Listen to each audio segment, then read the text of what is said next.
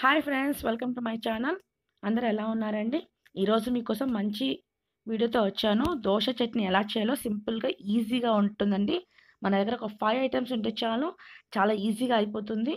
మీకోసం మంచి టేస్టీ చట్నీ తీసుకొనొచ్చాను.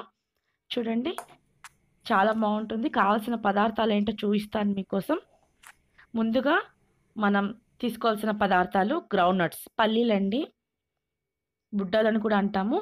పచ్చిమిరపకాయలు 5, 6, కారం మనకు సరిపడినంత తీసుకోవచ్చు. ఉప్పు, తగినంత చింతపండు,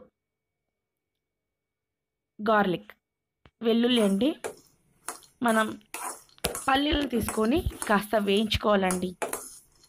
వేగిన తర్వాత వాటిని పక్కకు తీసుకోవాలి. తర్వాత పచ్చిమిర్చి ఆయిల్ వేసి కాస్త వేగనివ్వాలండి. వాటిని కూడా అలా వేగనిచ్చిన తర్వాత చూస్తున్నారు కదా, అలా పల్లీలని మిక్సీ జార్లో తీసుకోవాలండి. గ్రైండ్ చేసుకొని పౌడర్ చేసి పెట్టుకోవాలి. ఆ తర్వాత పచ్చిమిర్చి వేసుకోవాలండి. దాంట్లోకి పచ్చిమిర్చి వేసుకొని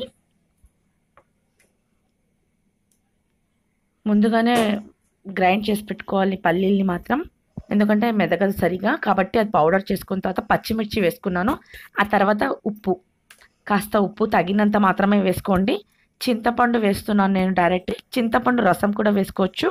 అలాగే వెల్లుల్లి రెమ్మలు 4, 5, కారం తగినంత మీరు వేసుకోవచ్చు. అంతకుమించి వేసుకోకండి, కారంగా ఉంటుంది. 4 to 5 వేసుకోండి చాలు.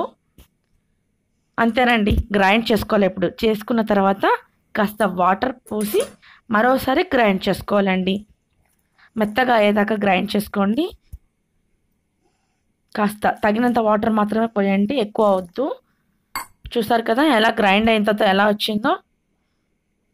ఇప్పుడు దాన్ని తాలింపు వేసుకోవాలండి. మనం ఒక చిన్న కడాయి తీసుకొని ఆయిల్ వేసేసి దానిలో కొంచెం తాలింపు, ఆవాలు, జీలకర్ర,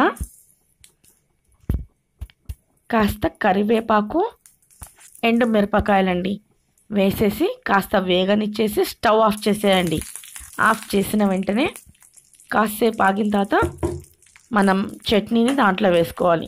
వేడి మీద వేయకండి, నేను మీకు కనిపించట్లేదు, ఆఫ్ చేసేసాను స్టవ్ని. సో ఆ చట్నీ దాంట్లోకి వేసేసి కలిపేయడమే అండి. అంతే, చాలా సింపుల్గా అయిపోతుంది. ఈ చట్నీ ఇడ్లీలోకి, దోశలకి చాలా టేస్ట్గా ఉంటుందండి. 5 ఉంటే చాలు, చాలా సింపుల్గా ఈజీగా అయిపోతుంది చట్నీ. చూస్తున్నారు కదా, 5 మినిట్స్లో అయిపోయే చట్నీ అండి. చాలా టేస్ట్గా కూడా ఉంటుంది. మీరు ట్రై చేసి ఎలా ఉందో నాకు చెప్పండి. ఓకే ఫ్రెండ్స్, చూసారు కదా నా వీడియో. మీకు నచ్చినట్టయితే లైక్ చేయండి, షేర్ చేయండి, సబ్స్క్రైబ్ చేయండి. మరో మంచి వీడియోతో మేము ముందుకు వస్తాను. అంతవరకు సెలవు.